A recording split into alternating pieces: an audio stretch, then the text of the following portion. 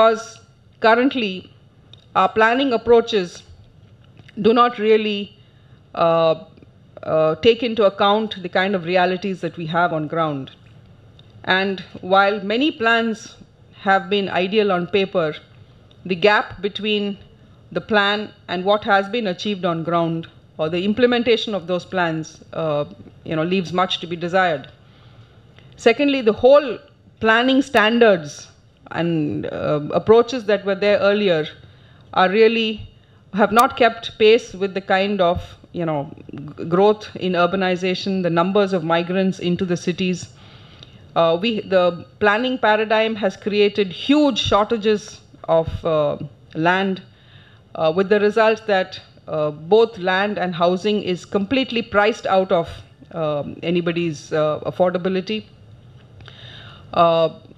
The kind of the rampant and unplanned manner in which villages transform into cities. Now, all these are being re-looked at when we are going into the next plan. So both JNNURM and the new program of Rajiv Awas Yojana basically attempt to take a fundamental re-look at all these three things, that is the planning processes, the way in which finances are devolved to local self-governments, the ways in which resources are mobilized, the way in which they are deployed, the scope for bringing in much greater PPP, all that is going to be looked at. It's already, there are various committees, various bodies, think tanks which are working on all these, the 13th Finance Commission, the State Finance Commissions. So there's a huge effort to look at how this reform agenda can be moved forward. Now, all this is really only to underscore the point that we are therefore on the threshold of a new era in urbanization.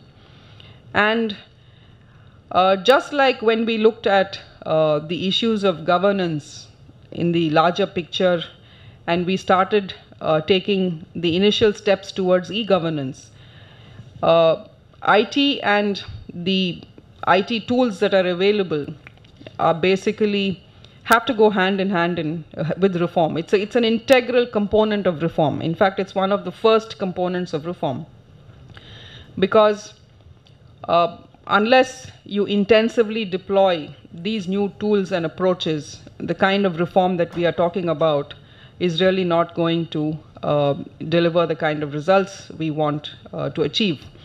And so it is probably an ideal time for us to be reaching out from government to partners, IT technology providers, other people in the IT domain, to see how the entire reform, the processes, the changes that we are bringing up can be put on the new IT platforms for maximum results.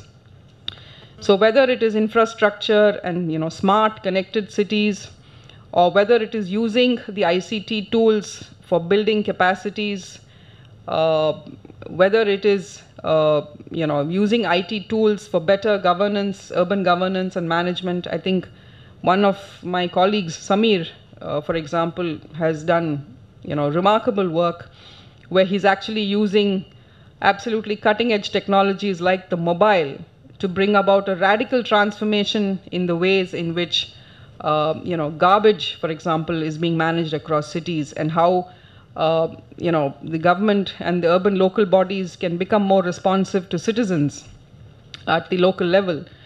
There are a number of instances where outstanding work, pioneering work is getting done. So it's time for us to sort of start looking at these good practices, time to see how we can mainstream these and institutionalize these into the reform agenda.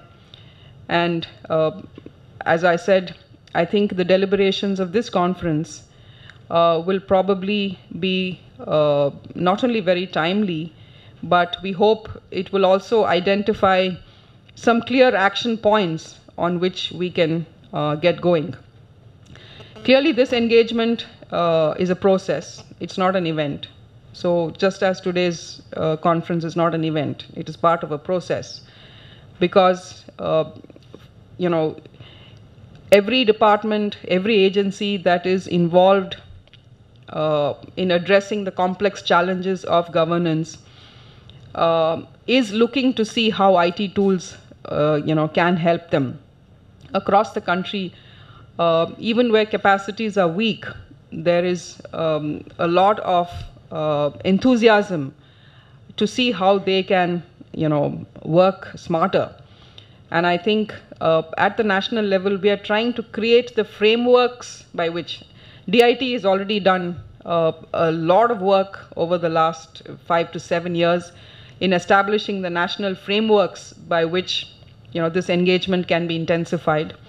Now the domain departments, and in this context, both the Department of Urban Development and the Ministry of Housing and Urban Poverty Alleviation, we are developing. For example, we are going to launch on a survey of 250 mission cities, where we are trying to get the entire details of the slums and the degraded kind of habitations onto GIS maps. So we are, trying to create the necessary standards for that. There's a huge paucity of information, so we are trying to build up the databases for that. Similarly, we're trying to see how the entire planning, building approvals, planning processes, etc., what kind of softwares can be used and deployed by the municipalities to see that for approvals, etc., can be given much faster. For example, today it takes about 2 years for a single building approval to be received, even if it's a small house. So we are trying to see how with IT tools we can sort of fast track all this.